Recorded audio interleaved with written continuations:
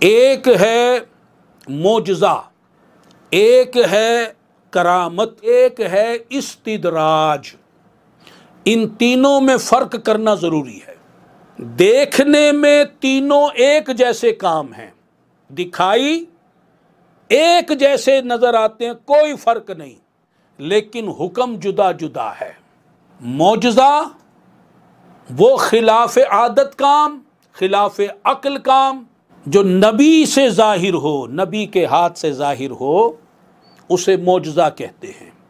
اللہ کے نبی سے، اللہ کے رسول سے جو خلاف عادت کام ظاہر ہوگا، جیسے ہمارے نبی صلی اللہ علیہ وسلم نے زمین پر رہتے ہوئے چاند کے 2 ٹکڑے فرما دیے، سورج کو واپس لوٹا دیا، یہ آپ کے معجزات ہیں۔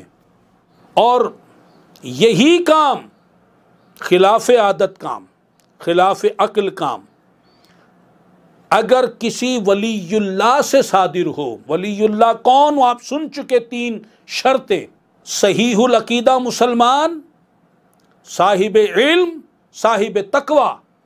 اگر اس کے ہاتھ سے صادر ہو تو اسے کرامت کہتے ہیں۔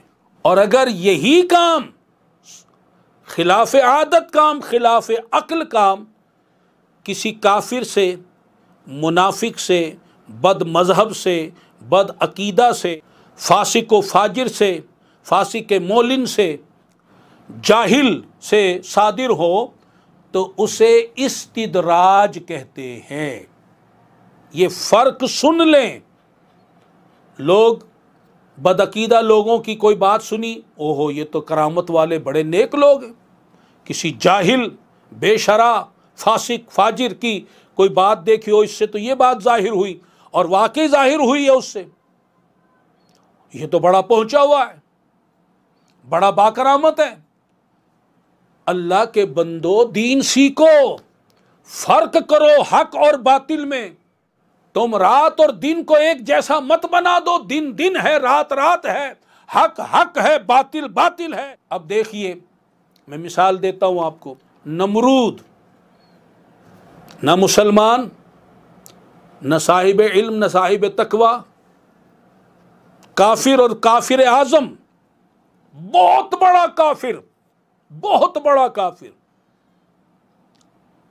اب اس وقت کے لوگ، اب یہ جوہلا جو ہوتے ہیں، یہ باتوں میں آ جاتے ہیں، جو نہ اس کا اسلام دیکھتے، نہ اس کا علم دیکھتے، نہ اس کا تقوی دیکھتے، وہ جوہلا جلدی لوگوں کی باتوں میں آ جاتے ہیں۔ اب یہ نمرود جو ہے، اس نے اپنے محل کے باہر ایک درخت لگایا ہوا تھا، اس کے محل کے پاس باہر۔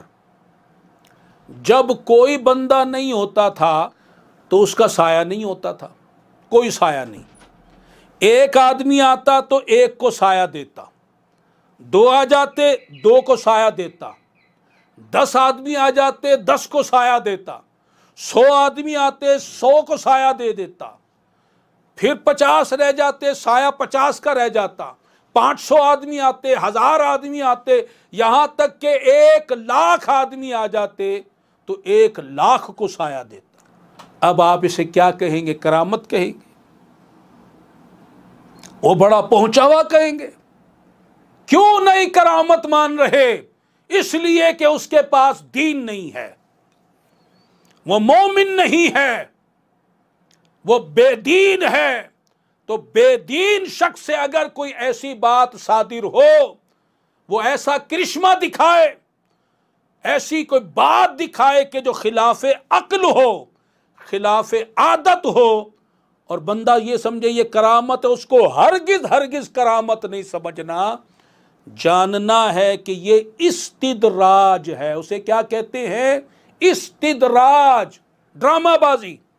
چلو استدراج آپ کو مشکل لفظ لگتا ہے، آپ اسے ڈرامہ بازی کہتے ہیں، ڈرامہ ہے، یہ چکر بازی ہے۔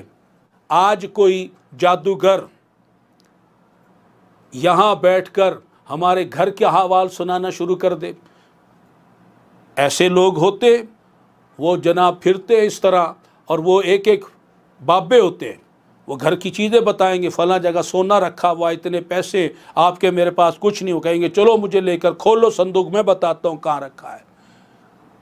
اور وہ فاسق ہوتے ہیں، فاجر ہوتے ہیں، بے عمل ہوتے ہیں، شریعت کے مخالف ہوتے ہیں، اور ہم انہیں دیکھ کے او ہو بابا کو تو بڑا علم ہے بھائی، اس کو تو پتہ صندوق میں کیا رکھا ہوا ہے، اس کو تو یہ پتہ گھر میں کیا رکھا ہوا، اور ہم متاثر ہو جائیں۔ ہم دیکھیں ہی نہیں کہ وہ صاحب ایمان ہے یا نہیں، ہم دیکھیں ہی نہیں کہ وہ صاحب تقوی ہے یا نہیں، ہم دیکھیں ہی نہیں کہ وہ صاحب علم دین ہے یا نہیں، بس اس چیز کو دیکھیں کہ اس نے بتا دیا گھر میں یہ چیز رکھی ہے، اور متاثر اور سمجھے یہ پہنچا ہوا ہے کرامت والا۔ غلط، سراسر غلط۔ پہلے 3 چیزوں پر غور کرنا ہے، صحیح العقیدہ مسلمان ہونا چاہیے، اور دوسری بات صاحب تقوی ہونا چاہیے، اور تیسری بات صاحب علم دین ہونا چاہیے۔ یہ جوہلا، یہ بے شرع، یہ بے دین لوگ، یہ بد عقیدہ لوگ، یہ اس طرح کی شعبدہ بازیاں، ڈرامے بازیاں کرتے ہیں، اور ہم بڑے متاثر ہو کر ان کے ہاتھوں پھر لٹ جاتے ہیں، پھر وہ گھر کا مال و اسباب جمع کر کے وہ لے جاتے ہیں، چکمہ دے جاتے ہیں، اور بندہ پھر روتا پھرتا ہے، پھر پچھتائے کیا ہو جب چڑیاں چگ گئی کھیت۔